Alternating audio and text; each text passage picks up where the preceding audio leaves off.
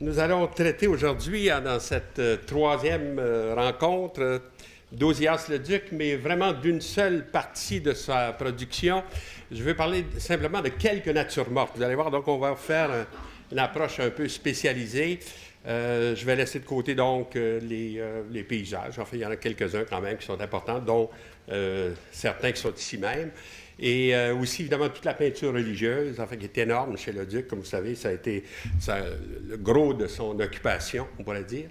Pour me concentrer simplement là-dessus, à cause d'un problème particulier qui se rattache à mon sujet plus général du réalisme en peinture canadienne, c'est le problème du trompe-l'œil. Hein? Et d'ailleurs, c'est un problème intéressant en histoire de l'art, ça vous allez voir. Je vais essayer de vous le présenter un petit peu en général d'abord et voir comment ça peut s'appliquer à la peinture de Le Duc et surtout comment ça ne peut pas complètement s'appliquer à ça. Le trompe-l'œil, d'ailleurs, pour faire une petite définition, pour commencer, c'est le contraire du camouflage. Hein? Dans le camouflage, vous avez un véritable objet qui est là et que vous essayez de faire disparaître en lui mettant des taches, etc., qui va faire que l'objet va se fondre dans l'ensemble du paysage et qu'éventuellement, on ne pourra pas le voir. Dans le cas du trompe-l'œil, vous avez, au contraire, disons, l'impression qu'il y a un objet, mais en fait, il n'est pas là, puisque c'est un tableau qui représente d'une façon tellement réaliste la chose représentée qu'on a l'impression qu'on pourrait la toucher, qu'on pourrait, au lieu d'avoir la réaction devant un tableau, on a la réaction devant l'objet lui-même qui serait représenté là. Donc, c'est un peu comme le contraire du camouflage. Et je vous disais que c'est un problème intéressant en histoire de l'art, cette histoire du trompe-l'œil, d'abord parce que c'est un problème très ancien. Ça fait depuis l'Antiquité que les gens réfléchissent là-dessus. Et en particulier, vous avez peut-être entendu parler de cette fameuse compétition qui est rapportée par Pline l'Ancien. Alors donc, quand on va chercher Pline, on va chercher vraiment très loin dans le temps, entre deux grands peintres anciens, enfin du temps, Zeuxis, qui a laissé une certaine réputation, et un autre qu'on connaît moins qui s'appelle Parrhasios. Et je vous lis le petit texte de Pline, évidemment en traduction. Voici ce qu'il dit. Il dit « On rapporte que Parrhasios lança un défi à Zeuxis. Zeuxis produisit une peinture de grappes de raisin si adroitement représentée que les oiseaux se mirent à voler vers elle pour manger les raisins peints. Hein? » Alors ça, c'est un trompe-l'œil formidable qui fonctionne même pour des têtes d'oiseaux. Alors donc, c'est formidable. Et de son côté, Parrhasios peignit un rideau de manière si réaliste que Zeuxis, fier du verdict des oiseaux, demanda qu'on retire maintenant le rideau et qu'on expose la peinture de son rival. Quand il se rendit compte de son erreur, avec une modestie qui l'honore, il lui remit la palme, disant qu'il n'avait réussi qu'à tromper des oiseaux, alors que Parrhasios avait réussi à tromper un peintre. Hein? Alors donc, c'est une vieille préoccupation. Évidemment, vous imaginez bien que les tableaux de Zeuxis et de Parrhasios n'ont pas été conservés. Tout ce qu'on en sait, c'est cette histoire rapportée par Pline. Mais on pourrait illustrer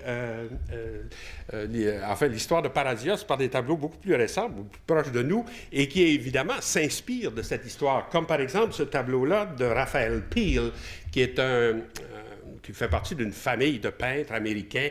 Je ne sais pas, les parents avaient certainement quelques notions d'histoire de l'art, puisqu'ils ont appelé leurs enfants avec des noms de peintres célèbres. Il y a Rembrandt Peale, il y a Raphael Peale. Alors, ils ont chacun comme ça un nom célèbre. Alors, ça s'appelle After the Bath, hein, après le bain. Et c'est un tableau de 1823 qui est conservé dans un musée à Kansas City et évidemment qui joue sur exactement ce que je vous racontais tout à l'heure, c'est l'idée de peindre un rideau de façon tellement réaliste que les spectateurs seraient tentés, d'autant plus que si c'est après le bain, mais peut-être qu'il y a quelque chose d'intéressant à voir de l'autre côté. Alors, au moins, en tout cas, d'essayer d'enlever cette chose-là. Alors donc, certainement, ça, c'est un trompe-l'œil qui s'inspire de cette tradition ancienne, enfin, et qui joue justement là-dessus. C'est-à-dire qu'elle est tellement réaliste que, éventuellement, au lieu d'attirer le regard, on attire presque une réaction, j'allais dire gestuelle ou tactile. Enfin, on veut intervenir dans l'objet, on veut enlever, par exemple, le rideau ici. Mais, à mon sens, la meilleure illustration de ça a été faite par un artiste beaucoup plus contemporain qui s'appelle Mark Tansey. Hein? Et vous avez peut-être vu sur l'exposition, quand ça avait été présenté ici, il y avait Colville qu'on avait vu en même temps. C'est une bonne idée d'ailleurs de les combiner tous les deux. Et Tansey, c'est un bonhomme qui est né en Californie en 1949, je pense. Oui, c'est ça. Et mais il vit à New York, enfin, essentiellement. Et donc, c'est un peintre tout à fait actuel, là, si on veut, qui est toujours vivant. Et qui a fait ce tableau-là qui s'appelle The Innocent Eye. Hein? C'est fait en 1981, donc c'est un tableau tout récent. Et évidemment, le tableau dont il s'inspire, celui que la vache est en train de regarder, c'est ce tableau-là qui est fait par Paul Potter, qui est un peintre hollandais là, du 17e siècle, enfin, un bonhomme qui était spécialisé dans les vaches. Hein. Vous vous souvenez, j'avais dit que les peintres hollandais, à cause de la demande extrêmement grande de peinture, avaient eu cette tendance-là. Vous vous souvenez, quand on avait parlé de Krieghoff, avaient eu cette tendance à spécialiser, à trouver un sujet particulier comme ça. Alors lui, il était célèbre pour ses représentations de vaches. Alors évidemment, dans le tableau de Tansey, vous comprenez bien ce qui se passe, hein? C'est qu'on apporte la vache devant le tableau de Potter. D'ailleurs, si vous regardez à droite, ce qui apparaît là, il y a un autre tableau qui est là, et c'est les fameuses meules de Monet. Alors, j'imagine que si la vache a faim, évidemment, il y aura tout ce qu'il faut pour manger. Alors, il a mis ça à côté. Là, c'était une très bonne idée.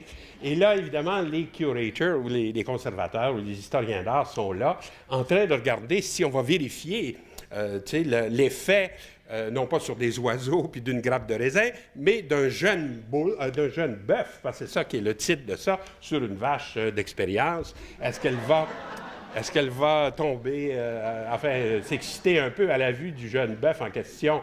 Alors, ils sont là. Il y en a un qui a une chemise une chienne de chimiste ici avec un calepin et qui est en train de noter les réactions.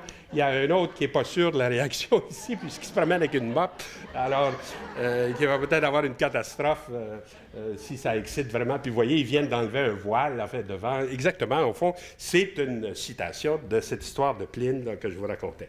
Alors là, donc, ça vous donne une idée un petit peu de cette première problématique du trompe-l'œil. Je vais avancer un peu plus. Je vais vous montrer un peu, en fait, finalement, des trompe-l'œil un peu plus sérieux que ceux-là, dans lesquels je pense que avec lequel, disons, on pourrait dire que Ozias-le-Duc tente d'être en compétition. C'est des peintres, les peintres que je vais vous présenter, en fait celui-là, surtout pour illustrer le problème, c'est un peintre américain qui s'appelle William Harnett et qui est assez contemporain, enfin, avec le Duc, disons. C'est à peu près de la même époque, fin du 19e siècle, début du 20e. Et son tableau, évidemment, comme vous imaginez, en fait, ça s'appelle Old Violin, vieux violon, qui est fait en 1886, donc un petit peu avant. Vous allez voir les natures mortes que je vais vous présenter de Le Duc, ça se situe en 1892-1920 à peu près. Hein? Alors, donc, un petit peu avant lui. Et c'est un bon exemple de ces trompe-l'œil. Il l'a fait avec beaucoup d'attention. Ça représente, au fond, un violon suspendu à une corde attachée à un clou, là, tout à fait dans le haut de la porte, et avec une feuille de musique ici, qui a l'air de tenir, d'ailleurs, juste par la pression du violon. Et ici, une espèce de petit articulet qui est collé sur la porte ici, puis une lettre qui a l'air de tomber dans le vide, enfin, qui est là. Et si vous approchez très proche du tableau, vous ne voyez pas plus, c'est aussi trompe-l'œil que le tableau vu de loin. C'est fait avec, alors là, on voit aussi qu'il a utilisé l'enveloppe qui est ici avec, enfin, c'est adressé à lui. C'est une façon de signer le tableau en même temps. Enfin, il a mis William Harnett avec son adresse, etc. C'est des gens qui ont trouvé le tableau beau peuvent le contacter éventuellement. Et même le petit articulet qui est ici, je vous le montre en grossi ici, et ce qui est étonnant, c'est qu'on se rend compte qu'on ne peut pas le lire. Hein, ce n'est pas des lettres, c'est juste, c'est comme des imitations de lettres. Alors, vous avez beau mettre votre nez collé sur le tableau, vous êtes encore trompé d'une certaine façon. Hein. Et la feuille de musique qui est là, peut-être donne un petit peu le ton qu'il voulait donner à son tableau. En fait, c'est un poème, en fait, tiré d'un libretto d'une pièce italienne qui révèle des vers assez nostalgiques. Enfin, quelque chose comme « Au souvenir des scènes disparues », etc. Donc, il veut suggérer que c'est un vieux violon, justement, etc. Et les gens qui l'ont vu, qui ont vu le tableau à l'époque, ont réagi exactement comme ils s'attendaient, afin qu'ils réagissent comme comme devant un trompe-l'œil, c'est-à-dire qu'on perd de vue que c'est un tableau, on réagit comme si on était devant la chose. Alors, par exemple, on rapporte ceci. An old gentleman stood and gazed at it last night through his spectacle and finally said, "By Jove, I would like to play on that violin." Hein? Alors, ça, c'est exactement la réaction que cherchait Harnett, si on veut, c'est-à-dire qu'on perd de vue la distinction entre un tableau et la chose qui est représentée ici. Hein? Un autre exemple de la production d'Harnett, justement, juste pour vous donner un peu le genre de ces tableaux-là, Emblem of Peace, 1890, qui, à première vue, on ne voit pas trop bien en quoi ça a quelque chose à voir avec la paix, puisque, disons, les choses qu'on voit ici, vous allez voir pourquoi je mets ça à côté, bon, pour vous donner un choc un peu, mais en tout cas, de toute façon. Et c'est des vieux livres, en fait, puis bon, une poterie peut-être d'origine hollandaise, un bougeoir, une flûte, en fait, tout ça, puis une vieille pipe, puis encore là, des feuilles de musique, sauf que là, c'est l'air de Papageno, de la flûte enchantée de Mozart, et on sait qu'à l'époque, Harnett venait de se fiancer. Et vous savez évidemment que dans l'opéra, Papageno est un oiseleur qui tente d'obtenir une épouse par son petit air de flûte, hein, qui revient continuellement. Alors c'est un peu ça, je pense, qu'il peut faire allusion. Alors pourquoi il a appelé ça Emblem of Peace? C'est parce que, essentiellement, il avait été très malade l'année qui précède. Il retourne à l'atelier finalement. Et au fond, c'est la paix dont il est question ici. C'est pas la paix politique, là, c'est la paix personnelle. Il retrouve ses vieux objets, il retrouve ses vieilles affaires à lui, etc. Hein? Bon, là, maintenant, donc, je vais avancer un petit peu sur la définition du trompe-l'œil. C'est pour ça que je voulais mettre à côté un tableau contemporain, parce que, enfin, comme je vous disais, il y a beaucoup de réflexions qui ont été faites là-dessus.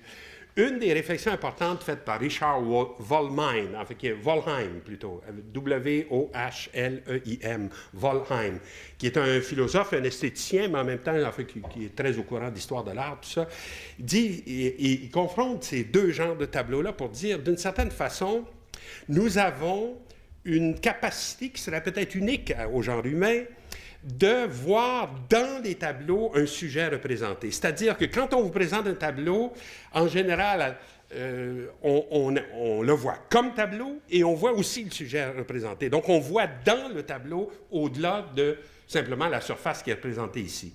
Et il dit qu'il y a deux sortes de peintures qui nient cette chose-là.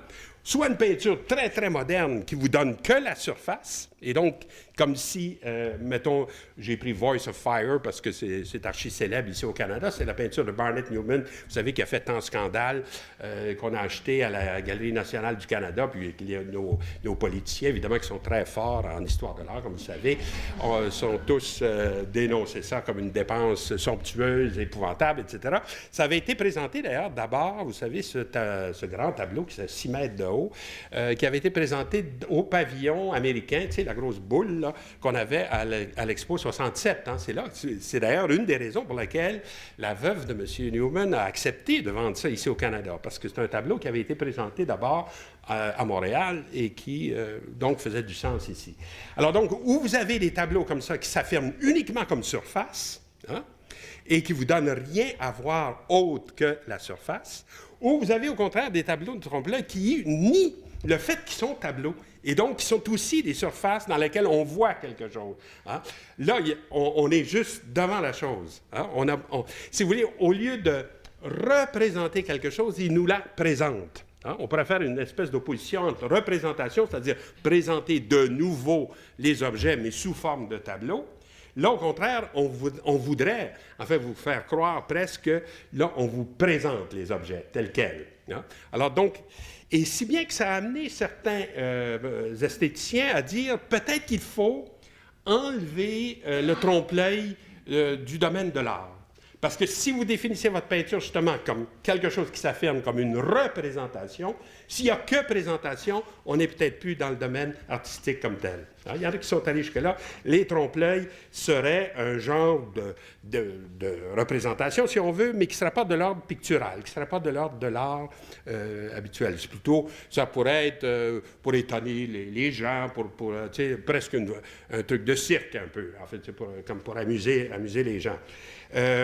Dans cette perspective, on pourrait dire, par exemple, Bon, je vous cite un bonhomme là, qui s'appelle John Dilworth, qui attache beaucoup d'importance au fait que dans un tableau, enfin figuratif, on a un haut et un bas. Hein? Imaginez donc un paysage.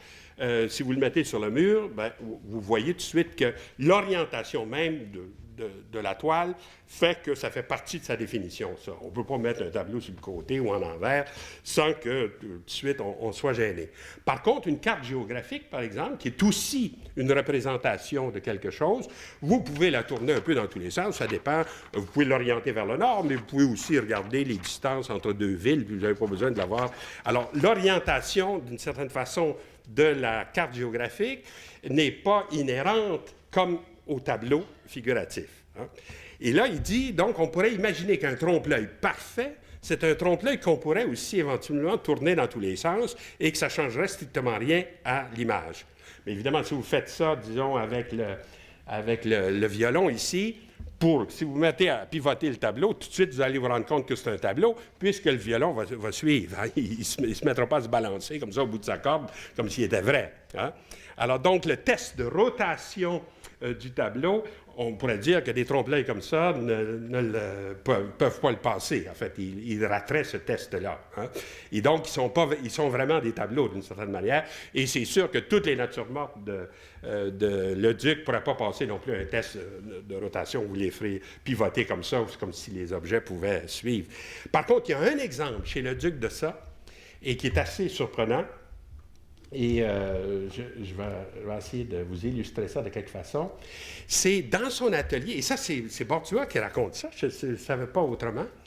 C'est dans son atelier, pas Bordua, mais Leduc avait pris la peine de peindre un Judas dans sa porte en trompe-l'œil, si on veut dire. Il l'avait peint de façon parfaite, mais un Judas peint. Hein? Et là, évidemment, si vous arrachez la porte et vous la tournez de côté, le Judas peint va avoir l'air aussi vrai que s'il est debout. Là, le test de rotation joue dans ce cas-là, parce qu'au fond, on pourrait dire que son Judas peint fait partie de la porte. Hein? Il est, alors que les tableaux, évidemment, ne font pas partie du mur. Il faudrait arracher le mur complètement, mais non, le tableau, il se donne comme tableau, il se détache du mur, puis on peut le changer de place. Alors ça, c'est une photo rare, d'une certaine façon. C'est une photo prise de l'atelier de Leduc en 1982. Vous savez que cet atelier-là, maintenant, n'existe plus. Ça a été brûlé par un malheureux énergumène, enfin, je ne sais pas comment le décrire, je ne veux pas nommer son nom pour ne pas manquer à la charité, mais je le connais, et qui ont fait un party une fois, un soir, là-dedans, puis ils ont mis le feu, enfin bon. Et tout ça est détruit complètement, ça n'existe plus du tout. Et c'est malheureux parce qu'évidemment, c'était l'atelier de Leduc. De là, en fait, tous ses travaux avaient été faits là. Et de là, on voit aussi, à droite, où on le distingue un petit peu sur la photo, le Mont Saint-Hilaire, qui est juste derrière, là, qui était... Alors, donc, dans une des portes de cette... Leduc avait fait le trompe-l'œil parfait, en fait. Mais, en même temps, c'est amusant de réfléchir là-dessus. Parce que c'est quoi un Judas, normalement? Hein? C'est un espèce de petit trou qu'on met dans une porte. Et, en général, dans les Judas modernes, il y a une lentille unidirectionnelle, c'est-à-dire qui vous permet de voir, mais qu'on ne peut pas vous voir. En fait, les gens qui viendraient à la porte, qui essaieraient de vous regarder à travers le Judas, eux ne peuvent pas vous voir. Mais vous pouvez les voir. Et là, évidemment, quand c'est un importun, la chose à faire, c'est d'attendre qu'ils partent. Hein? C'est merveilleux. On reste tranquille, on attend, ça cogne 2-3 fois, bon, finalement, ils s'en vont. Bon. Alors, et on sait à qui on a affaire. Hein? Mais là, si vous y pensez, un Judas peint, ça trompe celui qui peint, évidemment, le Judas. Parce que quand il mettrait son œil au Judas, il ne verrait rien. Il verrait que une tache de peinture, d'une certaine manière. Et donc, le petit power trip là, qu'on aurait avec un vrai Judas est nié ici, d'une certaine façon. Et on pourrait dire que le Judas peint, c'est le symbole de l'accueil, en fait. Hein? C'est de dire, ben oui, n'importe qui cogne à ma porte, je ne suis pas pour aller voir ce que c'est, je le laisse rentrer. Et c'est exactement l'inverse. Et c'est comme si le duc avait l'air de dire qu'il mettait en question l'illusionnisme par l'illusionniste lui-même. Hein? C'est-à-dire qu'il prend une technique comme le trompe-l'œil pour nier l'intérêt du trompe-l'œil. L'air de dire, le peintre n'est pas un voyeur, n'est pas quelqu'un qui cherche à avoir une espèce de pouvoir sur l'autre parce qu'il se cache derrière une lentille ou quelque chose comme ça, mais c'est quelqu'un qui cherche la vérité, qui cherche quelque chose de plus profond que ce qu'on voit, et donc éventuellement qui nie l'illusion par l'illusion. Alors, ce seul exemple de trompe-l'œil parfait chez le Duc est déjà plein d'enseignements et je pense nous introduit bien à sa peinture. Alors là, c'est ça ce que je vais faire maintenant. Je vais vous présenter quelques-uns de ces natures mortes et vous allez voir que c'est ça. Les premières sont assez simples d'une certaine façon, ne demandent pas trop d'exégèse, mais au fur et à mesure qu'on avance, vous allez voir que ça devient de plus en plus complexe et puis de plus en plus passionnant parce que finalement, on a un peintre qui pense. Hein? On a beaucoup de peintres qui pensent, mais là, on en a un qui est vraiment quelqu'un qui a mis beaucoup d'idées dans ses tableaux. Alors ça, c'est les trois pommes. C'est un petit tableau qui est ici au Musée des Beaux-Arts de Montréal. Vous allez voir d'ailleurs, on en a quelques-uns de ces tableaux dont je vais vous parler qui sont ici au musée, donc pour aller les voir, et qui avaient été donnés comme cadeau de noces par le duc au Bordua. Hein? C'est l'origine du tableau, c'est ça. C'est un petit tableau qu'il avait peint il y a longtemps. Et Mme Bordua l'a donné au musée, enfin beaucoup plus tard. Maintenant, on trouvait que c'était ici qu'il devait être. C'est peut-être la plus ancienne nature morte de Leduc qu'on connaisse, puisqu'elle date de 1887, donc à peu près contemporaine là, des Harnett que je vous présentais tout juste. Hein? Alors, des natures mortes avec trois pommes comme ça sur un banc, ça se rattache à la tradition, évidemment, des natures mortes de fruits. Hein. Il y a deux tendances là-dedans. Il y a la tendance que je vous présentais, vous vous souvenez, avec Krigoff, j'avais présenté des marchés là, faits par les peintres hollandais, là, dans lesquels il y avait beaucoup de légumes, puis de fruits, puis etc. Une espèce d'amoncellement épouvantable. Là, évidemment, c'est vraiment la tendance inverse. Et ça pourrait se rapprocher davantage de ces peintres espagnols du 17e siècle, comme celui-là qui s'appelle Sanchez Cotan. Hein?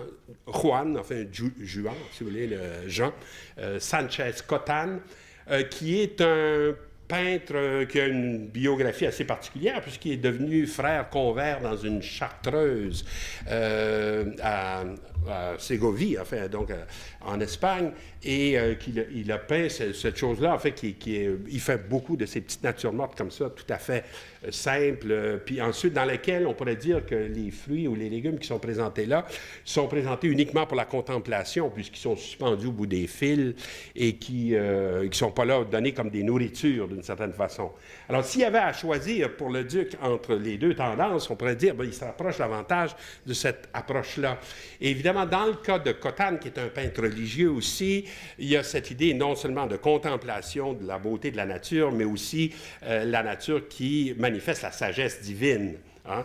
Et on a souvent dit à propos de ce tableau-là qu'il semble illustrer un verset du livre de la sagesse, enfin, qui se lit en latin, Omnia in mensura et numero et ponderi disposuisti.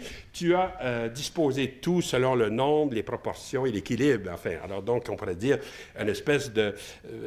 on dépasse ce qu'on voit, si on veut. On fait vraiment comme une espèce de prière en face de la beauté de la nature, qui est présentée en plus, qui est très contrôlée ici, qui est présentée comme une espèce de parabole. Tu sais, on part à gauche, en haut, puis on s'en va vers la droite comme ça, selon un arc de cercle, et on avance aussi en plus dans l'espace. Enfin, on nous a présenté ça donc comme de plus en plus rapproché. Et donc, on pourrait dire que la nature morte de Leduc se rapproche un peu de ça. Quoique je ne voudrais pas lui donner non plus un sens trop ésotérique, trop compliqué. Enfin, il y en a qui ont parlé de la Sainte Trinité. Vraiment, non. C'est trois pommes sur une assiette. Je pense que c'est aussi une espèce de recherche de texture. Vous avez le bois, vous avez la porcelaine du plat et la peau des pommes. Alors ça, cette idée-là de travailler avec trois textures différentes, de les rendre le plus réaliste possible, et aussi de faire allusion à quelque chose qui est proche de Leduc, au fond, puisque son père était pommiculteur et qu'il habite la région de Saint-Hilaire, que sur son terrain, il y a des pommiers, etc. Enfin, donc, on a l'impression qu'il fait un espèce de petit hommage direct là, à son milieu de vie. Hein? Puis ensuite, il est tout jeune, à ce moment-là, il fait donc une première approche. Hein? Après, alors, vous avez des natures mortes de Leduc qui pourraient se rattacher davantage à ces espèces de performances visuelles difficiles à faire. Comme par exemple ici, cette nature morte qui s'appelle « Étude à la lumière d'une chandelle » et qui est, enfin, le titre décrit très très bien ce que c'est, enfin, de 1893, et qui est, elle, conservée au Musée des Beaux-Arts du Canada, donc à Ottawa. Hein.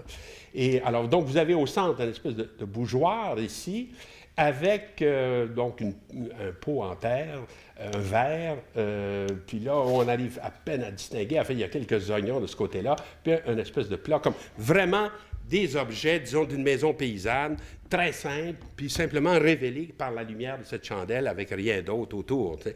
Là aussi, alors là, il y a l'idée d'une performance de nuit, enfin, faire quelque chose qui est, dans lequel on a très peu d'éléments visuels, qui est réduit presque en camailleux à cause de ça, et malgré tout donner, enfin, un peu l'impression de quelque chose réel. Et ça s'est appelé aussi le repas du colon.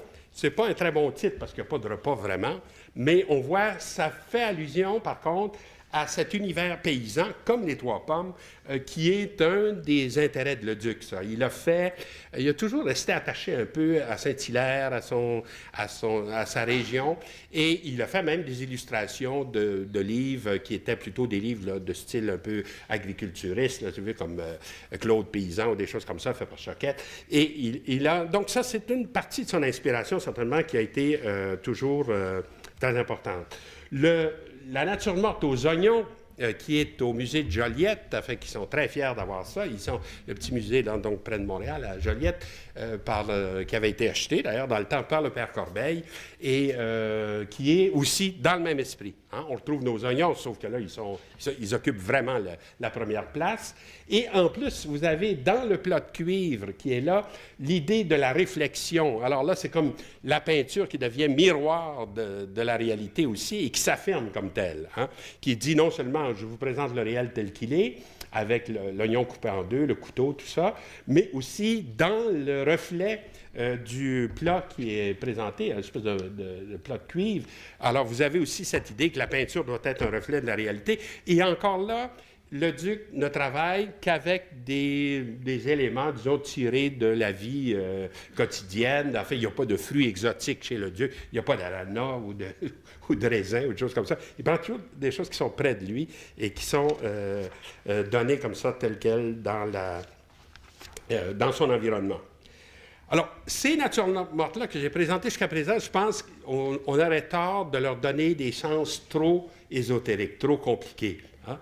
Leduc a certainement eu du plaisir à faire des représentations comme ça réalistes. Il y a eu d'ailleurs beaucoup de succès pour ce genre de tableaux-là quand ils sont présentés dans les expositions, soit de la Royal Canadian Academy ou encore dans les salons du printemps. En fait, c'est remarqué, les journalistes en parlent, tout le monde est enthousiaste pour ce genre de tableau-là. Ceux que je vais vous présenter maintenant présentent un autre défi à l'interprétation parce que, là, vous allez voir, au contraire, on a l'impression que ce que Leduc veut faire, c'est une espèce de réflexion beaucoup plus profonde sur, enfin, l'état de la peinture, etc. Enfin, une espèce de réflexion sur l'art. Ça s'appelle ici Nature morte aux 3 sous, parce que, évidemment, c'est évident qu'il y a 3 sous ici au centre.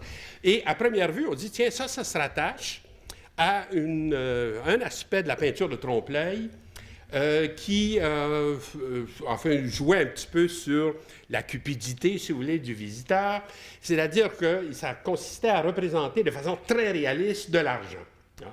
Et en général, des billets de banque, tu sais, mettons 50 $, faits avec une perfection de faussaire, tu sais, collés comme ça sur le mur avec un petit rideau, etc., de manière à ce que vous preniez les gens. Tu sais, les gens s'approchent puis disent, comme ici, ben, on pourrait dire, ben, quelqu'un qui pense que ce n'est pas un tableau s'approche puis essaye de prendre les 3 sous. Bon, il ne fera pas beaucoup d'argent avec ça, mais en tout cas, de toute façon, mais si oui, il va présenter un billet de 1000 $, peut-être que vous l'exciteriez un peu plus. Puis là, hop, il vient proche, puis il regarde, si personne ne regarde, puis il se fait prendre, c'est peint.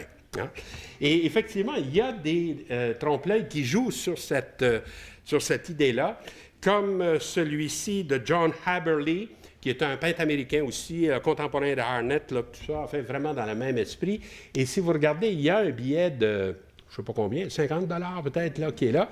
Ça s'appelle A Bachelor Drawer, hein, un tiroir de célibataire, Probablement, c'est pour ça qu'il y a une petite photo pornographique qui est là. Enfin, il s'ennuie un peu. Et là, il y a des... toutes sortes des cartes à jouer, enfin, toutes sortes de bouts de papier d'histoire comme ça, qui est, au fond, comme si on avait ouvert le tiroir, puis dont, en particulier, il y a, parmi toutes ces choses-là, il y a un peu d'argent comme ça. Hein. Mais je vous dis, ça a été, on pourrait trouver plusieurs exemples de ces représentations comme ça d'argent dans les trompe-l'œil, parce que ça paraît être évident, là, tu sais, pour essayer d'amuser le public ou de le prendre comme ça. Ça veut dire aussi éventuellement que pour qu'un trompe-l'œil fonctionne à merveille, il faudrait qu'il travaille dans une récession spatiale très, très courte. Hein, je veux dire par là qu'il ne faut pas suggérer trop de profondeur dans un trompe-l'œil. Si vous avez une suggestion de trop grande profondeur, la minute où vous bougez un peu devant, vous réalisez que c'est un tableau. S'il est très plat, si ce qui est représenté non seulement est un fond de tiroir, mais vu d'en haut, comme ça, en fait, sans aucun relief, et que tout ce qui est représenté ici, c'est en fait des bouts de papier bidimensionnels, en fait, qui n'ont pas de volume, si on veut, contrairement au violon de Harnett. À ce moment-là, vous créez une possibilité plus grande de tromper votre spectateur. Regardez par exemple aussi un thème qui va revenir très souvent dans les trompe-l'œil américains en particulier, ces fameux letter racks. C'est un système, disons, fait avec des rubans qu'on collait comme ça à une porte ou à un mur et dans lequel on pouvait, glisser des lettres, des documents, enfin n'importe quoi qu'on voulait. Alors celui-ci est en mauvais état, là, il est tout brisé, etc. Mais il tient encore quelques lettres, etc. C'est un fait par John Frederick Peto, qui est aussi un maître du trompe-l'œil américain contemporain de... J'essaie de vous en trouver quelques-uns là, pour voir. Mais là, vous voyez, c'est ça. Là, d'ailleurs, un des problèmes que ça pose, à ce moment-là, plus la récession dans l'espace est courte, enfin, moins il y en a, plus le trompe-l'œil devient crédible, mais aussi plus il devient peu intéressant. Hein? C'est-à-dire que vous vous limitez tellement dans les sujets possibles. Il faut que ça soit plat, il faut que ça soit bidimensionnel, il ne faut pas qu'il y ait d'espace, il ne faut pas qu'il y ait de volume. Vous enlevez tellement d'éléments que finalement, vous avez un fond de tiroir à montrer, vous avez un truc pour accrocher des lettres, puis des documents. Puis, vous avez donc, d'une certaine façon, vous vous réduisez aussi dans les possibilités d'expression à, on pourrait dire, au prix. Le prix qu'on paye pour le trompe-l'œil fait qu'on en perd au niveau du contenu puis de l'iconographie. Hein. Alors, dans le cas de Leduc, il y a bien un peu de ça. Mais il y a quand même une récession dans l'espace, enfin, un peu plus grande, là, si on veut. On a un premier plan avec des lettres ici, puis les sous. Après ça, donc, on a le bord d'une espèce d'étagère où il y a appuyé là, des reproductions de peinture. En fait, vous en avez au moins deux qu'on voit. Ensuite, donc, on a une étagère sur laquelle est posé des objets, et finalement, tout à fait en haut de la composition, mais c'est difficile à voir, là, sur le mur, dans le fond, il y a un dessin de Leduc qui est accroché là et qui est disposé là. Donc, on pourrait parler d'une récession, mais une récession dans l'espace, mais graduée, hein, pas trop exagérée, puis surtout pas très, très profonde malgré tout, mais beaucoup plus complexe que juste ce genre de présentation-là. Hein. Par contre, évidemment, quand vous dites ça, vous parlez juste des aspects formels de la composition de Leduc, et c'est loin, évidemment, d'épuiser le sujet ici, parce qu'on s'est demandé, évidemment, ces lettres-là, on arrive à lire, on commence par là, on dit qu'est-ce que c'est, de quoi ça retourne. C'est bien beau d'appeler ça les 3 sous, mais vous avez des lettres avec des phrases qu'on peut lire, etc. Alors, par exemple, quand j'ai vu ça, moi, pour la première fois, j'ai dit, tiens, non, c'est marqué Leduc ici, puis en dessous, Hilaire. Alors, j'ai dit, Leduc Saint-Hilaire, ben, c'est lui, il s'est mis dans son tableau de quelque façon. Et en dessous, ici, on voit Martin, puis Tréal, Montréal, en fait. Hein? Alors, Martin, Montréal, j'ai dit, qu'est-ce que ça peut bien être, ça? Alors, on est tous des historiens d'art, c'est toujours très excités quand ils voient des affaires comme ça, ils cherchent. Puis là, à un moment donné, on dit, il faut trouver... quel est ce Martin? Puis là, évidemment, mon cher collègue Jean-René Ostigui dit, je pense que je l'ai trouvé, c'est un monsieur qui s'appelait Philippe Martin, qui résidait à Saint-Hilaire et qui a travaillé avec Leduc à la décoration de l'église de Saint-Hilaire. Wow! J'ai dit, formidable! Alors, c'est ça. Lui, il envoie une lettre, puis l'autre lui répond. En fait, on était tout excités avec ça. Depuis, j'ai trouvé qu'il y avait d'autres Martin qui avaient travaillé avec le duc. Il y avait Émery Martin, Félix Martin, Ulrich Martin. On dirait une chanson de la Bolduc, là, tu sais. Et puis tous les petits Martins. En tout cas, alors, vraiment, alors là, je dis, non, on ne saura jamais lequel est lequel, etc. Mais, si vous regardez, et cette interprétation-là que je viens de donner est en fait stupide. Parce que si vous y pensez un peu, comment ça se fait que le duc aurait une lettre ouverte à lui, qui serait adressée à lui, mais encore, il y a 3 thèmes dessus. Il y a 3 sous dessus pour acheter le thème. Donc, le duc se serait écrit une lettre à lui-même, puis il attendrait encore, il faudrait que j'achète mon thème pour m'envoyer ma lettre. Puis ensuite, qu'est-ce que Martin...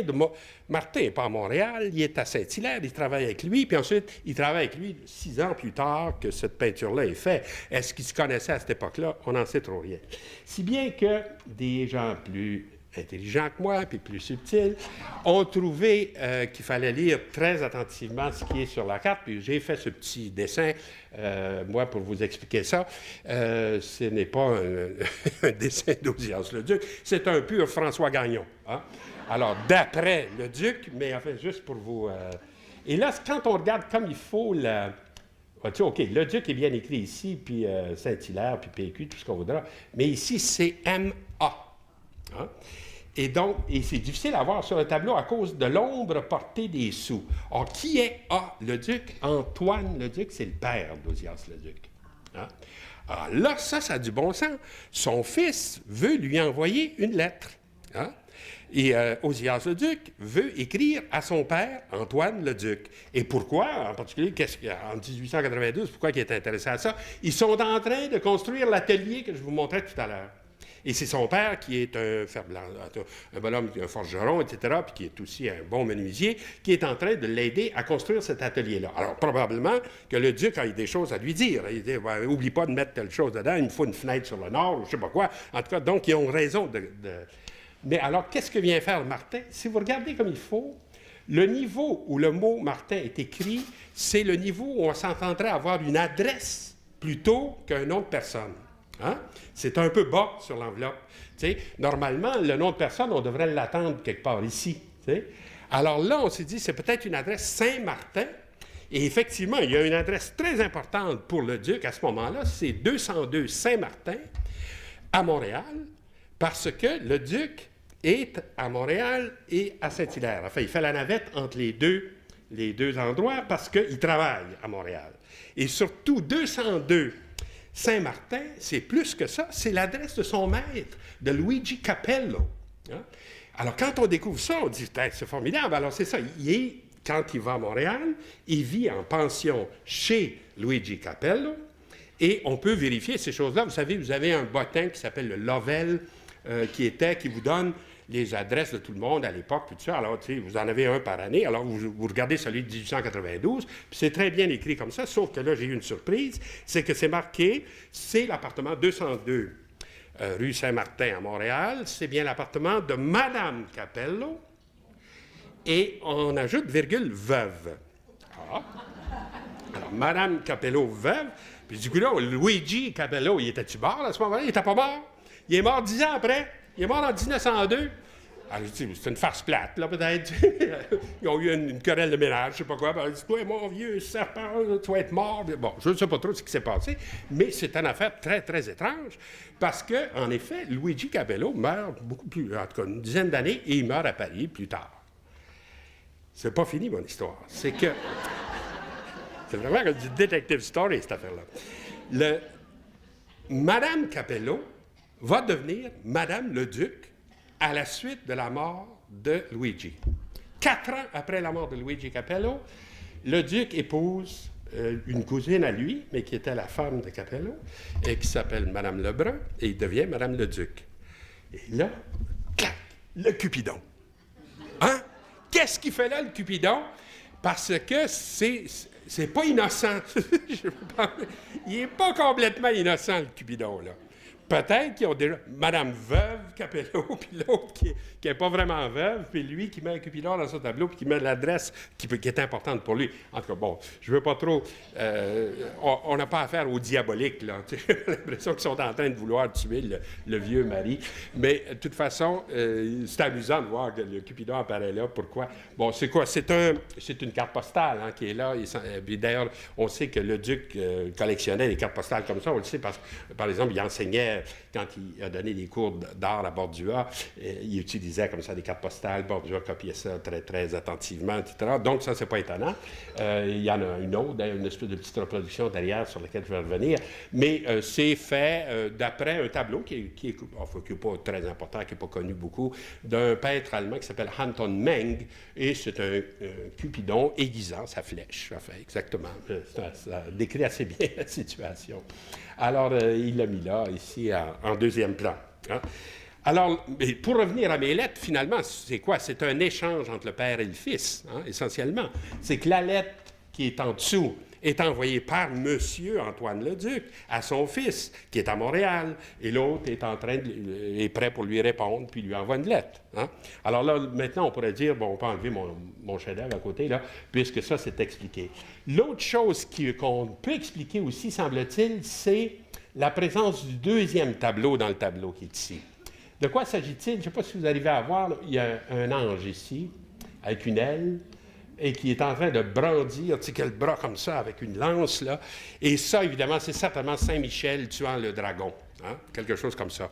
Et apparemment, c'est une copie, enfin, ou en tout cas, une reproduction inspirée d'un tableau de Guido Reni, qui est un artiste italien du 17e, et qui aurait représenté comme ça un Saint-Michel tuant le dragon. Et là, je me suis dit, non, il ne faut pas que ça ait quelque chose à voir avec Luigi Capello. Mais il y a une autre explication qui est plus plausible. C'est que l'année d'avant, juste l'année qui précède ce tableau-là, le duc avait présenté le tableau que je vous présente à droite, qui s'appelle une Mater Dolorosa. Hein?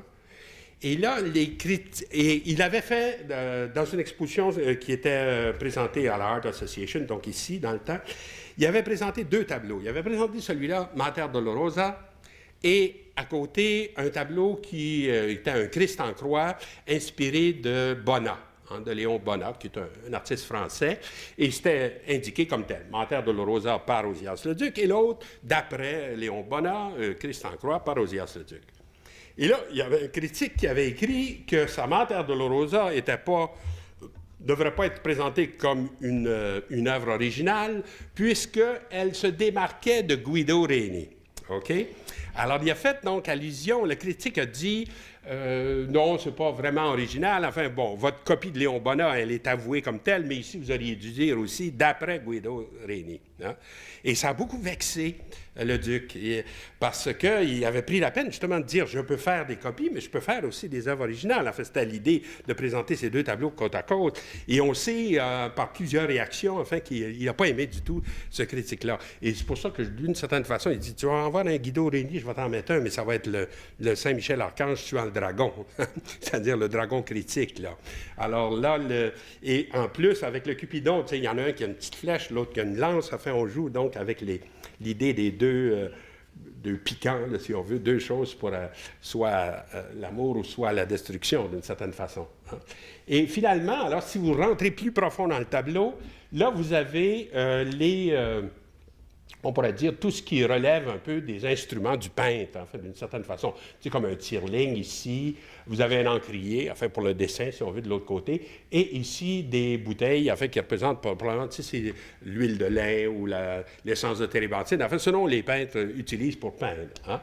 Vous avez des bouts de papier qui ont l'air de pointer vers le ciel, et effectivement, tout à fait en haut, il y a un dessin de le duc, mais qui est difficile à voir là, sur cette reproduction-là, mais dont je vous présente une photo par ailleurs, si on veut, pas prise dans le tableau, mais c'est ce dessin-là qui est une représentation de l'Assomption, hein, qui a d'ailleurs été exécutée pour une église, vois-tu, dans laquelle on voit enfin la Vierge comme ça, accompagnée d'anges. Et évidemment, mais ce qu'il met dans son tableau ici, c'est le petit dessin qui est minuscule, qui est un dessin préparatoire à ça.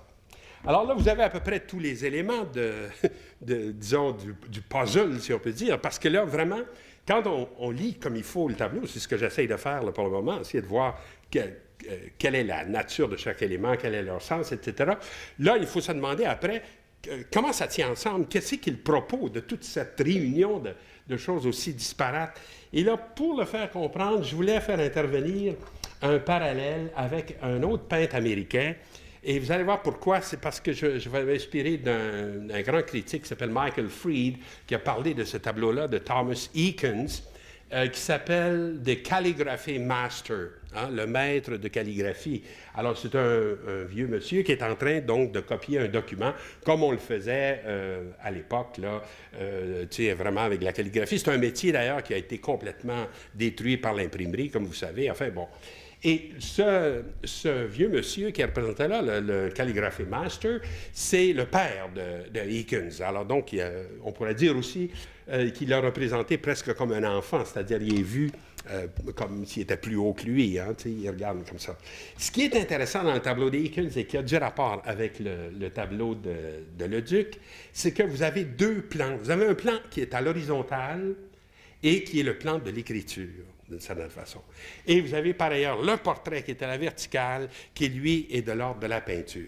C'est comme s'il associait horizontalité, écriture, et verticalité, peinture. Hein, le tableau va sur le mur, il est à la verticale, tandis que quand vous écrivez ou dessinez, par exemple, quand vous utilisez la plume là, qui est là, vous travaillez à plat. À l'horizontale. Hein?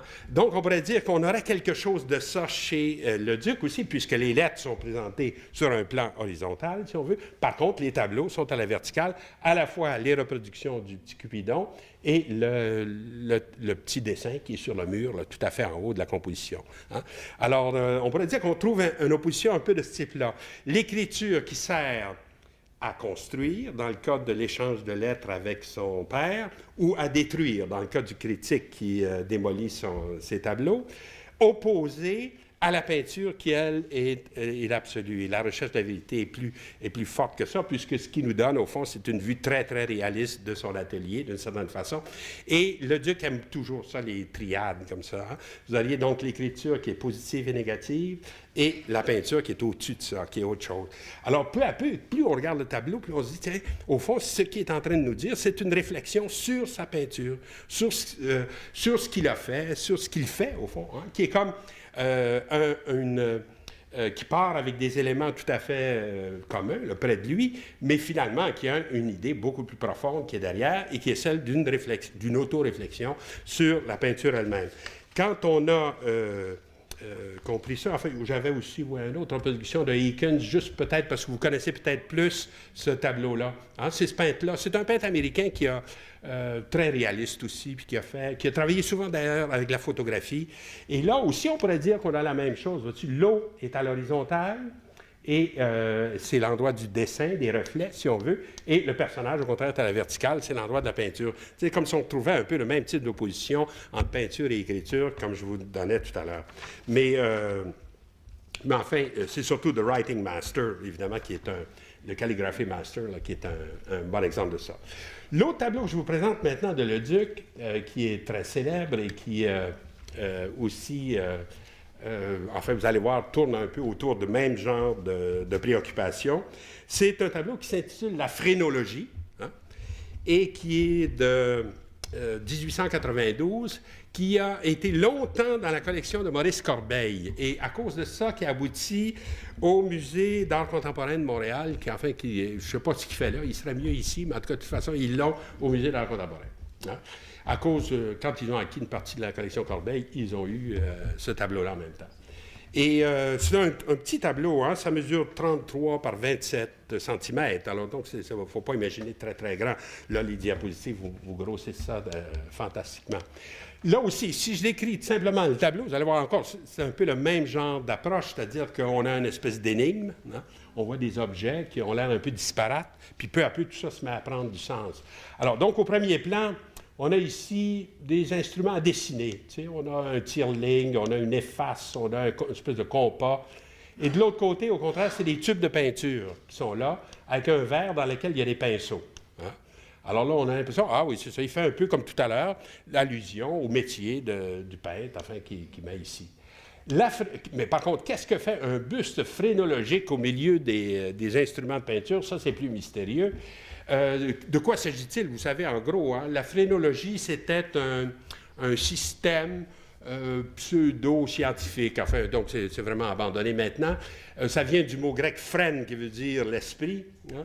Et donc, c'était un système inventé par un monsieur Gall, qui est un Allemand, enfin, un médecin allemand, qui avait Franz Joseph Gall, 1758-1828, donc, vous voyez, donc à la fin du 18e siècle, début du 19e, pensait qu'on pouvait prédire, ou en tout cas définir un peu les types d'intelligence de ses clients par les bosses du crâne. Hein? D'ailleurs, on a retenu de ça l'expression, tu sais, « Ah, mon enfant, il a la bosse, la mathématique. Hein? » C'est là que ça vient. Alors donc, les gens allaient consulter un phrénologue, ils se faisaient tâter le crâne dans tous les sens, parce que les mères amenaient leurs enfants, ils disaient, bon, ça veut dire être un génie, etc. Oui, madame, il y a la bosse de je sais pas quoi. Bon, alors, tu sais, ils ont fait beaucoup d'argent avec cette affaire-là, mais évidemment, c'était un peu ridicule. Le bonhomme... Gall, en particulier, était sur la piste d'une chose importante, c'est-à-dire celle de la localisation cérébrale. Tu sais, quand Dr. Penfield ou d'autres vont découvrir ça, qu'effectivement, sur le cerveau, quand vous ne travaillez pas sur le crâne, mais quand vous travaillez sur le cerveau, il y a des ondes qui correspondent à certaines habiletés. Enfin, il y a des ondes visuelles, il y a des ondes tactiles, etc. Bon. Mais là, à l'époque, on n'avait pas pensé ça. On a pensé, au fond, que le cerveau transmettait ses formes au crâne directement et qu'on pouvait donc faire ces prédictions-là. Et là, c'était pas très bien vu, la phrénologie, par l'Église, parce que ça supposait un point de vue matérialiste, hein? C'est-à-dire que l'esprit est exprimé directement dans la matière, hein? Puisque le crâne vous déclare ce que vous allez être, vos talents cachés, etc. Hein? Alors donc, je me suis demandé à un moment donné, est-ce que le duc voulait faire quelque chose d'un peu osé, en mettant un buste phrénologique. Vous remarquez qu'il est en anglais, d'ailleurs, son buste phrénologique, phrénology. C'est ce qui explique aussi les zones qui sont marquées sur le crâne avec des numéros, parce que les gars, évidemment, avaient leur petit manuel. Hein? Puis c'était marqué, le numéro 12, ah oui, vous êtes très bon pour la cuisine. Bon, parfait. Alors, ou quelque chose comme ça. Alors, ils avaient, donc ces crânes-là sont marqués comme ça, en fait. Hein? C'est un buste en plâtre, on imagine, qui était dans le bureau du phrénologue, puis on consultait ces gens-là à ce moment-là. Alors, il l'a mis là. Alors, peut-être, on s'est dit, peut-être, c'était parce qu'il donne comme titre au tableau la phrénologie. Donc, on pourrait imaginer que c'est une clé importante. Le buste lui-même est posé sur un livre ici. Je ne sais pas si vous voyez. C'est marqué « Atomy », alors probablement pour « anatomie ». Hein? Alors, un livre donc d'anatomie artistique, j'imagine, qui doit être là quelque part. Et finalement, derrière le tableau, ou dans le fond du tableau, ici, vous avez un autre tableau. Hein? Et qu'on retrouve d'ailleurs ici, dans ce tableau-là qui s'appelle naturellement au mannequin qui pleure. Tu vois, le petit mannequin qui est là, avec donc là aussi un peu la même type de composition. Vous remarquez, vous avez des livres, enfin, ou des gravures comme ça au premier plan.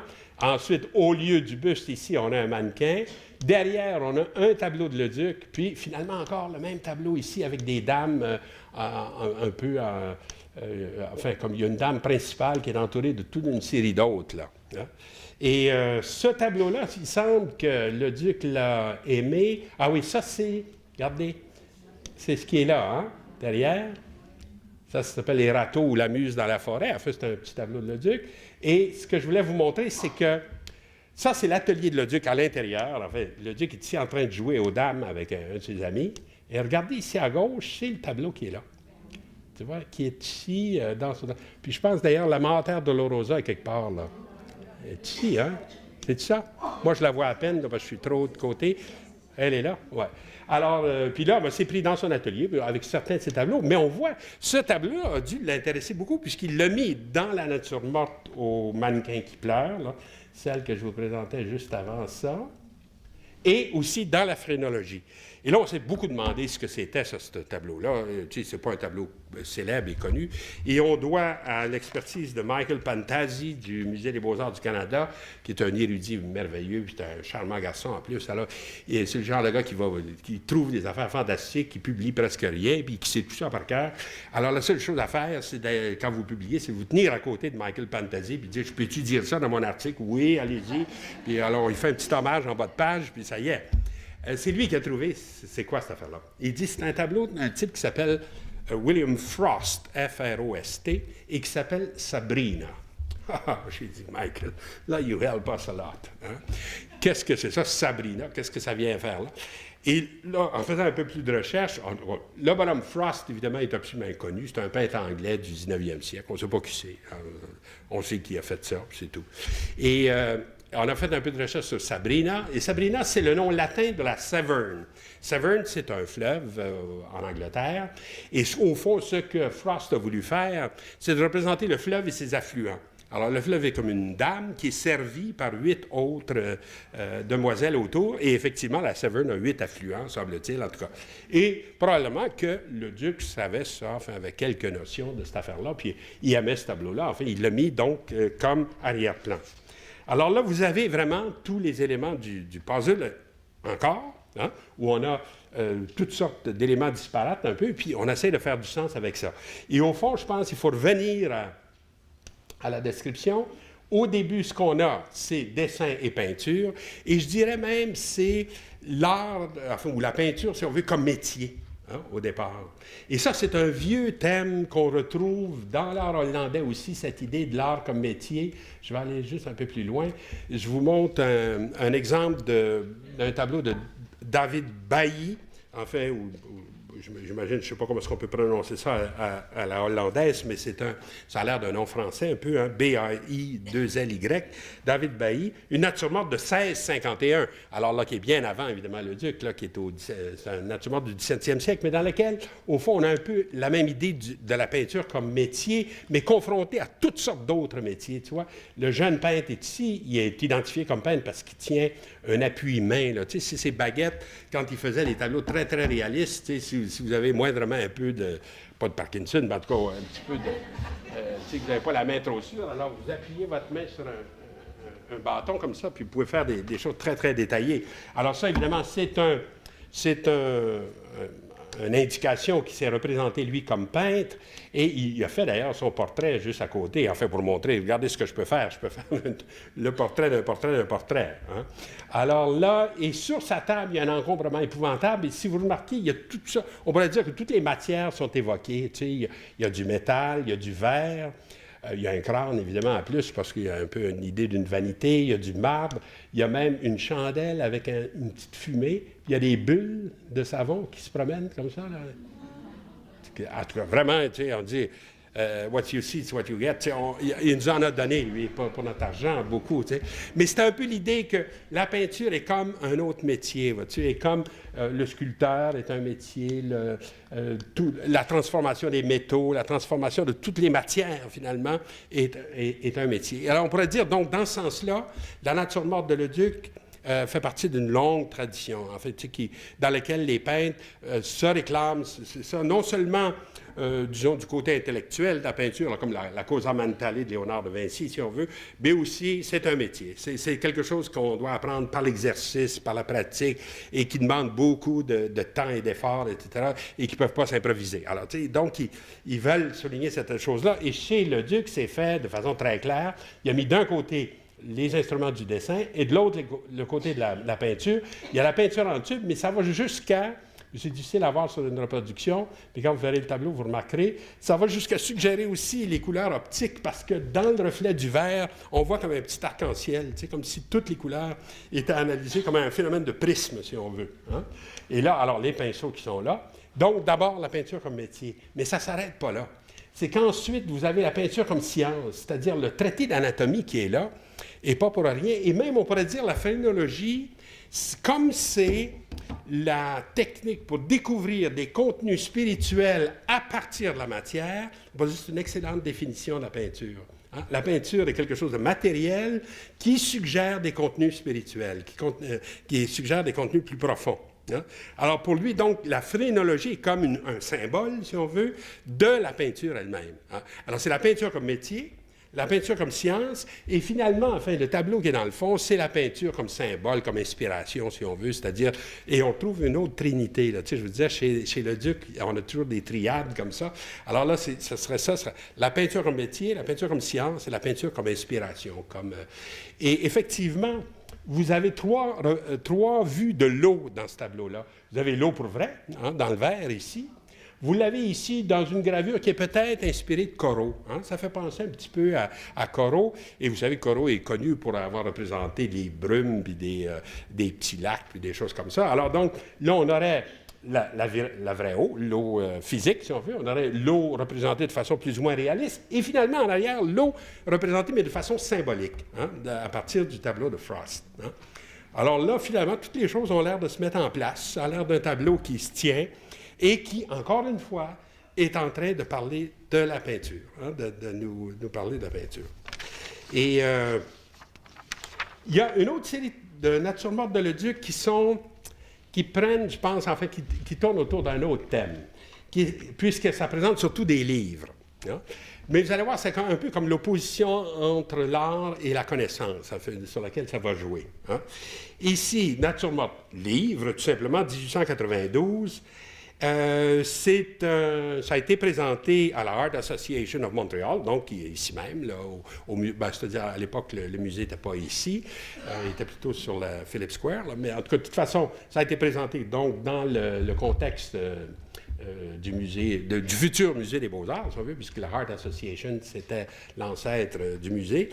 Et ça avait remporté un très grand succès en 1892. Et même, il a gagné un prix de $100 pour ce tableau-là. Hein. Alors, ça représente un livre ouvert. Et vous allez voir, je vais le confronter justement à des natures mortes de livres, parce que ça aussi, c'était un thème très important dans la peinture hollandaise. Et alors là, on a un livre ouvert avec une espèce de papier oignon ici qui protège une gravure.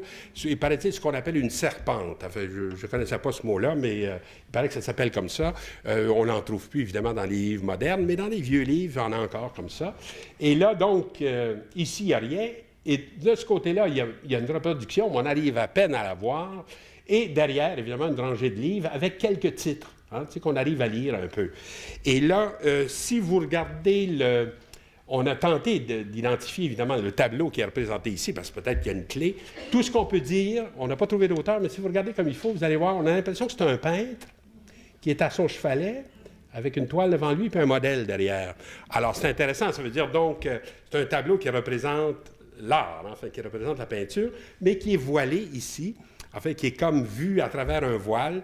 Et effectivement, les critiques du temps écrivent « La feuille de papier de soie mollement posée sur le livre ouvert est si réelle que le spectateur a envie de souffler dessus pour voir l'image qu'elle recouvre. Hein? » Ça, c'est tout à fait typique des réactions tactiles, hein, que le trompe-l'œil crée. Hein? Enfin, que non seulement on veut voir, mais on serait prêt à toucher, on serait prêt à souffler, si on veut, pour faire partir cette image-là, pour voir la reproduction de façon plus claire. Tant qu'aux livres qui sont là, on voit que ça représente un petit peu les intérêts de Leduc. Hein? Il y a le Nouveau Testament, il y a... vous avez été obligé d'un peu de me croire sur parole, parce que c'est difficile à voir sur des reproductions. Il y a une histoire de l'art de Charles Bayet, alors tu vois. Natural History de Johnson, ça c'est plus étonnant, parce que c'est un livre très ancien, ça. Johnson, c'est un naturaliste du 17e siècle. Alors, il a... Mais ça, vous allez voir, on va le retrouver dans d'autres tableaux de Leduc avec des livres. L'intérêt pour la botanique, pour la nature, mais l'intérêt presque scientifique aussi. Hein, si j'avais à faire quelque chose sur le paysage chez Leduc, on parlait de son intérêt pour la géologie. Hein, sa montagne, là, c'était, est-ce que c'est un volcan, qu'est-ce que c'est, etc. Il discute ces choses-là. Il était intéressé par des aspects scientifiques. Et donc, dans les livres, c'est pas étonnant qu'il y ait un livre d'histoire naturelle. Et il y a les anciens Canadiens d'Aubert de Gaspé. Alors, donc, l'intérêt pour la littérature de son temps, un peu en même temps. Vous avez tout ça qui est suggéré un peu dans... Mais là, au fond, on pourrait dire... Au premier plan, on vous met l'art, enfin, manifesté dans un livre par une reproduction, et à l'arrière-plan, la connaissance. Ça fait un peu à la fois la littérature, si on veut, d'un côté, puis éventuellement aussi les recherches scientifiques et le Nouveau Testament, évidemment, à cause des sujets religieux qui l'ont intéressé beaucoup, pour lesquels il a travaillé pour les églises tout le temps. Hein? Et cette idée-là de faire des natures mortes de livres, je vous dis, ça aussi, ça remonte à loin. Sauf que dans les natures mortes anciennes, ce qu'on a l'air de suggérer, c'est vraiment l'idée de la vanité de la connaissance. C'est pour ça que les livres ont l'air détruits, en mauvais état, etc., comme s'ils étaient placés en vrac. Et souvent, d'ailleurs, ici, dans ce tableau-là de Hime, là, qui est Jean-David de Hime, qui est un des peintres qui s'est spécialisé, lui, dans ces natures mortes-là, comme l'autre avait fait avec des fruits, lui, a fait juste des vieux livres. Et là aussi, c'est compliqué, c'est subtil, toutes les allusions. Par exemple, dans les deux livres qui sont ici à gauche, on voit, il y a le mot suétone et le mot tite-livre. Alors donc, il fait allusion à des historiens anciens de l'Antiquité. Après, vous avez des livres plus contemporains et vous avez aussi un petit buste ici de Vitellius, qui est un des empereurs romains, qui est mentionné dans le livre de Suétone. Alors, tu sais, plus on fait des analyses sur ces affaires-là, plus on trouve qu'il y a une espèce de... OK, c'est en vrac, ça a l'air jeté comme ça, mais en même temps, c'est subtil. Puis, il y a aussi ici 3 lettres, en fait, qui correspondent au nom d'un poète récent, en fait, de son temps, etc., auquel il rend une espèce d'hommage un peu ambigu, parce que son livre est dans un état déplorable. Il n'y a pas de couverture, il n'y a pas de reliure, etc. Alors, on peut ergoter là-dessus à l'infini. Mais je pense que l'idée de ces vieux tableaux-là sur le thème des livres, c'était surtout d'indiquer un peu la vanité des connaissances. En fait, que tu sais, tout passe, que finalement, vous allez beau apprendre tout ce que vous voudrez. C'est pas encourageant, évidemment, mais pour des gens comme moi qui ont passé leur temps à étudier. Mais que tout ça va s'en aller en fumée, etc. Alors que chez le Duc, je pense que c'est plutôt l'opposition entre l'art, hein, qui est éternel d'une certaine façon, et la connaissance aussi, qui peut-être est évoquée dans ces vieux livres-là, mais qui peuvent aussi s'effriter un peu, hein, de cette façon-là. J'avais-tu d'autres? Ah oui, regardez, comme ici, là, c'est presque l'origine du genre. Enfin, on voit un étudiant désœuvré. C'est qu'au lieu de regarder ses livres, il regarde le plafond, là, il a l'air à s'ennuyer terriblement. Et puis là, les livres ne sont pas ouverts, il n'y en a aucun. Alors, ils partent de ça, puis ils font... j'avais, je pense, 3 exemples. Oui, un autre ici encore. Avec le violon, ça aussi, c'est intéressant. Vous allez voir, on en retrouve aussi chez le Duc, ça, des violons comme ça, parce que le violon, c'est la musique, c'est l'art du temps. Hein. Et ça suggère... en opposition à la peinture, qui est l'art de l'instant, au fond, une peinture, elle vous est donnée tout entière dans un instant, ça suggère aussi l'opposition avec la musique. Enfin, mais ça, on pourrait donc rattacher ça à une tradition. Il y a un autre exemple de Le Duc aussi avec une nature morte, ici au livre, bien sûr, comme tout à l'heure, et à la loupe, hein, avec une loupe ici, comme pour regarder plus attentivement. Là, évidemment, il ne nous donne aucun moyen d'identifier l'image qui est ici. Ça a l'air d'un tableau extrêmement abstrait. On ne voit rien. Enfin, il n'y a pas moyen. Ah, on retrouve notre Cupidon. Hein? Pas le même, par contre. Ici, c'est un Cupidon italien qui vient. Mais c'est les cartes postales comme tout à l'heure. Les mêmes empilements de cartes là, qui sont à la verticale comme ça. Et aussi, là, toute une série de livres. Bon, sur ce tableau-là, qui a appartenu à cet excellent homme, qui était peut-être quelques-uns d'entre vous l'ont connu, parce qu'il y avait une pharmacie qui s'appelait Luc Choquette, la pharmacie Choquette, Côte-des-Neiges, hein, je pense qu'il était eux autres. Et M. Choquette était un grand collectionneur. Il a acheté toute sa vie des tableaux, etc. Et on raconte que les titres des livres qui sont là avaient été dictés par M. Choquette à Le Duc. C'est pas vraisemblable, cette chose-là, parce que là encore, quand on a fait attentivement la lecture des titres qui sont marqués au dos des tableaux, le Jardin d'Épicure ici, puis les Fables, La Fontaine, l'Oracle, le Némésis, etc., tous les mots qui sont là, grâce à l'expertise de Monique Lantier, qui a fait ça très, très bien dans le catalogue, là, du gros catalogue sur le Duc, elle a identifié un peu tous ces livres-là, et on voit ça encore là, c'est les mêmes intérêts de Le Duc que ce qu'on voyait tout à l'heure. Là. Le Jardin d'Épicure, c'est un ouvrage d'Anatole France, donc un écrivain français important, fait que le Duc pouvait aimer. Ensuite, il y a un livre de botanique qui est là.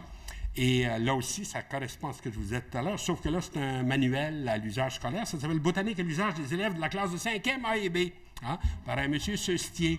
Alors, c'est ça, c'est un livre d'école là, qui doit traîner là, tout simplement. L'Anneau d'or des grands mystiques de Saint-Augustin à Catherine Émeric. Alors, ça, évidemment, c'est le tableau, c'est le livre qui correspond à ses intérêts ésotériques ou des choses comme ça. Vous avez L'Irréparable et Némésis, ça, c'est 2 romans de Paul Bourget. Alors, Bourget, c'était un romancier. Ma mère lisait ça, on avait ça chez nous, là. Ah, c'était bon, cette affaire-là, c'était romantique, mais... Alors, L'Irréparable, tu sais, avec un titre pareil, tu lâches pas le livre. Alors, c'est pas un grand écrivain, en tout cas. C'est qu'un ami de Leduc, qui était Roquebrune, ne l'aimait pas, M. Bourget. Il trouvait ça que c'était... Ensuite, vous avez le Cid de Corneille. En tout cas, bon, donc des livres qui correspondent là encore beaucoup plus à Leduc que cet excellent Luc Choquette, je pense, pour ça. Ça m'aurait surpris d'ailleurs qu'il ait pu faire une chose pareille, dicter à Leduc comment faire. Hein? Un des tableaux avec des livres les plus étonnants et qu'on vient d'acquérir ici en 1985 au Musée des Beaux-Arts de Montréal, donc vous pourrez le voir en salle, c'est celui-là, Nature morte au livre ouvert, enfin, avec, vous allez voir un peu les mêmes types de problèmes qu'on a dans les autres. Il a été présenté en 1894, j'imagine. Oui, dans cette photo, attendez un peu, où c'est que ça a été présenté, ça je pense? Ah oui, à la Royal Academy. Alors c'est une exposition de la Royal Canadian Academy. Et là, vous allez être obligé de me croire sur parole, mais il est là dans le coin. Et remarquez comment les accrochages étaient épouvantables. T'sais. Ça veut dire que quelqu'un qui voulait voir le tableau de Leduc était obligé de marcher à quatre pattes. Marcher comme ça. C'est effrayant, ces affaires-là. T'sais. Alors, les standards ont amélioré un peu depuis, mais malgré tout, enfin, c'est Laurier qui l'a retrouvé là, Laurier Lacroix. J'ai dit, wow, fantastique, parce que c'est vraiment pas évident. Mais il est dans le coin, là, on peut le voir, en fait. Bon. Un petit tableau comme ça qui donc a été présenté. Et là, alors, ce qu'on voit, c'est un peu comme tout à l'heure, c'est-à-dire un livre ouvert sur une reproduction, alors là, d'un Botticelli, qui est un tableau pas très célèbre, en fait, de Botticelli, mais une Madone. Et normalement, d'ailleurs, c'est un détail du tableau, parce qu'ici, à côté, il y a Saint-Jean-Baptiste. Hein? Alors, est-ce que le duc a pris sur lui d'enlever le Saint-Jean-Baptiste et d'en faire juste une Madone? C'est possible aussi. Comme on n'a jamais vu le livre, on ne sait pas de quoi il est parti exactement. Et là, ben, la fameuse feuille qui servait à voiler tout à l'heure, la serpente, là, elle est repoussée sur le texte cette fois-ci, hein, pour mettre en valeur la reproduction qui est là. Hein? Et là, le livre est appuyé, vous voyez, il y a un violon ici qui dépasse des deux côtés, avec un archet, et probablement, comment est-ce qu'on appelle ça, de l'arcanson, la résine qu'on utilise pour les cordes du violon. Alors, je pense que c'est ça qu'il a mis ici, et un bougeoir, avec une chandelle éteinte. Ça, évidemment, ça, c'est presque un symbole classique dans les natures mortes de ce type-là, comme du temps qui passe, si on veut. Et évidemment, le violon, la musique aussi, c'est de l'art du temps, hein, qui est mis comme derrière. Alors, une suggestion du temps. Et finalement, on a une pile de vieux livres aussi en arrière, et au mur, une reproduction d'un tableau de Rubens. Hein. Donc, je vous présente là une photo en entier, si on veut, mais si vous regardez aussi le personnage qui est ici, on le retrouve là.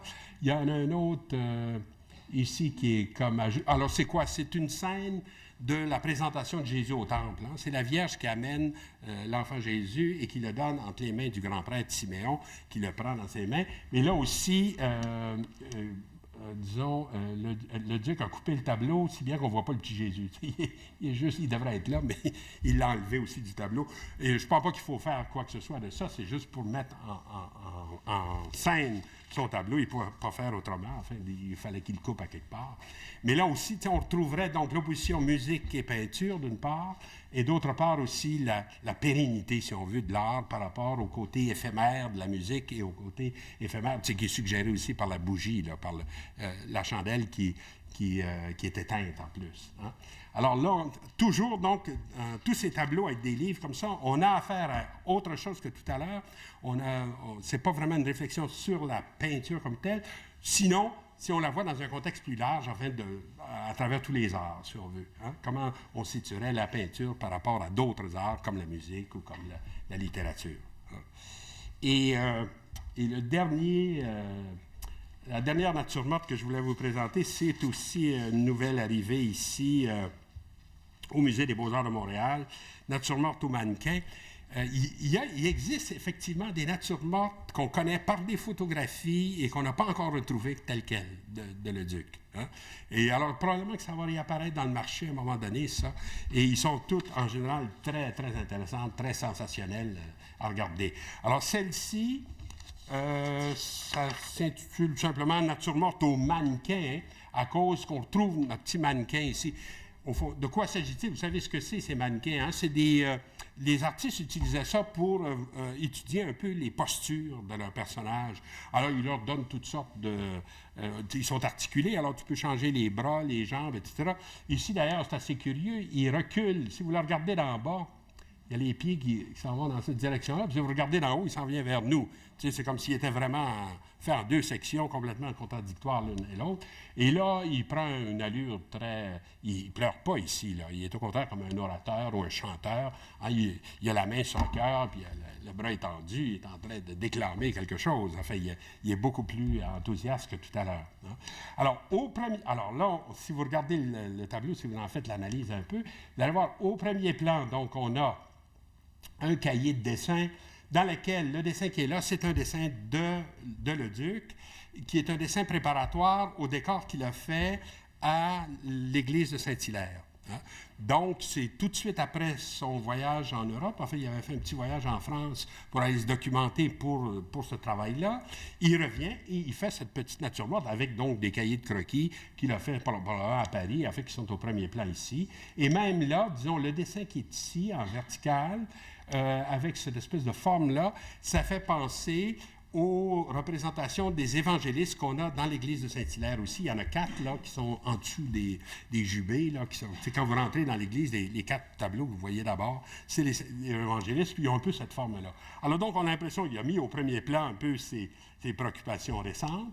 Et ensuite, alors derrière, il y a cette espèce de miroir bombé ou de cadre bombé, en fait, qui reflète toutes sortes de choses. Là. Il y en a qui ont vu même un angélus là-dedans, ça, c'est pas facile à voir. Mais il y a la chose la plus étrange, c'est on voit la réflexion du tableau qu'on est en train de regarder.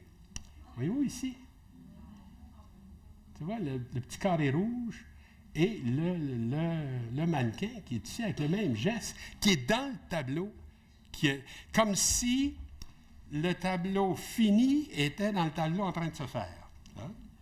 Tu sais, comme s'il n'avait pas fini. Parce que comment est-ce qu'il peut faire ça? Hein?